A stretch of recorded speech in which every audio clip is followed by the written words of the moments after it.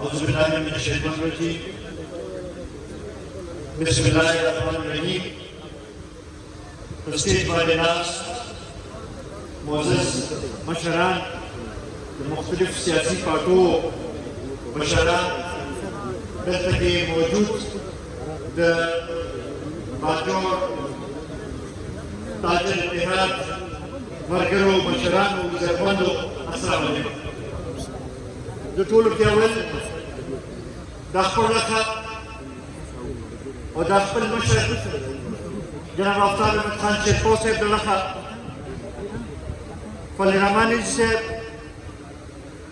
حیدر علي خان او د هغوی ټولې کابینې ته مبارکي ورکوم. تاسو ټولو له مبارکي راکوم چې تاسو نوې کابینه منتخب کړه. کومو ملګرو چې په الیکشن کې حصه اخیستې وه کامیابي یې سر نه کړه هغوی له مبارکي ورکوم او دا تاسو له تسلي راکوم چې ستاسو مسایل چې دي هغه زموږ مسایل دي.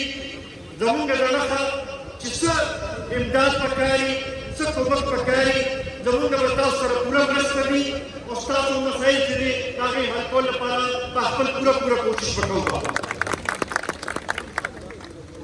بخترواني صاحب بله ورځ مشر له راغلي وو هغوی له دعوت ورکړی وو هغوی په خپله دلته کې راتګ غوښتل خو چونکې په کراچۍ کې د پي ډي ایم جلسه وه د هغې د وجې نه هغوی هلته کې لاړل نو ما ته یې دا حکم وکړو چې یاره ته به ضروري راځې زما نمایندګي به د خپل باجوړ ټیمونو سره دې مشرانو ته زما طرف نه به نمایندګي به هم کې او دا تسلي به ورله ورکې چې د باجوړ خلک د قبایلو ټول خلک چې دي زموږ وروڼه دي زموږ مشران دي د هغوی ستونزې د هغوی کشالې چې دي هغه زموږ کشالې دي.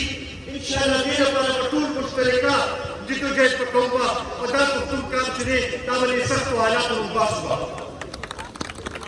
زه په دې موقع باندې دا یو خبره کول غواړم چې که موږ وګورو نو که کراچۍ ده که لاهور دی که پنډۍ ده په دې کې زموږ پښتانه وروڼه د روزګار لپاره د خپل بچو له دو وخت روټۍ پیدا کولو لپاره راغلي دي او د دوی په ابادۍ کې ډېر لوی او اهم کردار ادا کوي. د پاکستان حکومت به ډېر لوی ټیکس هم ورکوي خو بدقسمتۍ نه د دې مسلو نه هغه توجه نه ورکړل کېږي.